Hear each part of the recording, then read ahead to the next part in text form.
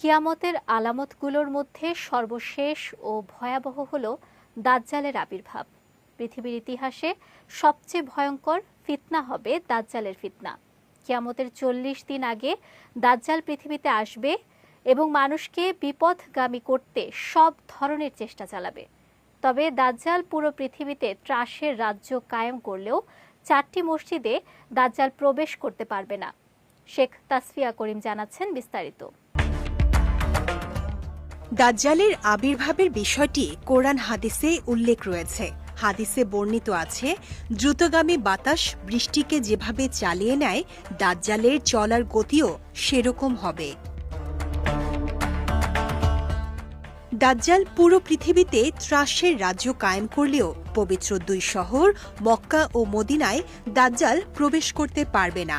হযরত আনাস ইবনু মালিক রাদিয়াল্লাহু তাআলা আনহু বর্ণনা করেছেন, নবীজি সাল্লাল্লাহু আলাইহি ওয়াসাল্লাম বলেছেন, মক্কা ও মদিনা ছাড়া এমন কোনো শহর নেই যেখানে দাজ্জাল পদচারণ করবে না।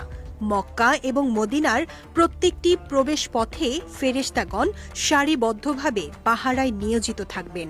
এরপর মদিনা তার অধিবাসীদেরকে নিয়ে 3 বার কেঁপে উঠবে এবং আল্লাহ তাআলা সব কাফের এবং মুনাফিকদেরকে বের করে দেবেন। আরেক হাদিসে আবু সাইদ খুদরি রাদিয়াল্লাহু তাআলা আনহু বর্ণনা করেন, রাসূলুল্লাহ সাল্লাল্লাহু আলাইহি ওয়াসাল্লাম আমাদের সামনে দাজ্জাল সম্পর্কে এক দীর্ঘ হাদিস বর্ণনা করেছেন। বর্ণিত কথাসমূহের মধ্যে তিনি এই কথাও বলেছিলেন যে, মদিনার প্রবেশ পথে অনুপ্রবেশ করা দাজ্জালের জন্য হারাম করে দেয়া হয়েছে। তাই সে মদিনার উদ্দেশ্যে যাত্রা করে মদিনার নিকটবর্তী কোনো একটি লোনা জমিতে অবতরণ করবে। মুসনাদে আহমদে বর্ণিত এক হাদিসে এসেছে, দাজ্জাল পৃথিবীতে 40 দিন অবস্থান করবে। তার রাজত্ব সর্বত্র বিস্তার লাভ করবে। তবে 4 মসজিদ তার নিয়ন্ত্রণের বাইরে থাকবে। তা হল কাবা, মসজিদে নববী, মসজিদুল আকসা ও মসজিদে তুর।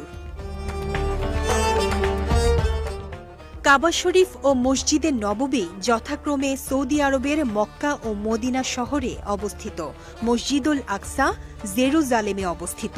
এছাড়া সূরা 3-এ ওয়াতুরে সিরিন তথা তুর পাহাড়ের কথা আল্লাহ উল্লেখ করেছেন, যেখানে মুসা আলাইহিস সালামের সঙ্গে আল্লাহর কথোপকথন হয়েছে। সেই পাহাড়টিকে বলা হয় তুরে সিরিন বা তুরে সাইনা। আর এই পাহাড়ের কাছে অবস্থিত একটি মসজিদ হল আত্তুর মসজিদ।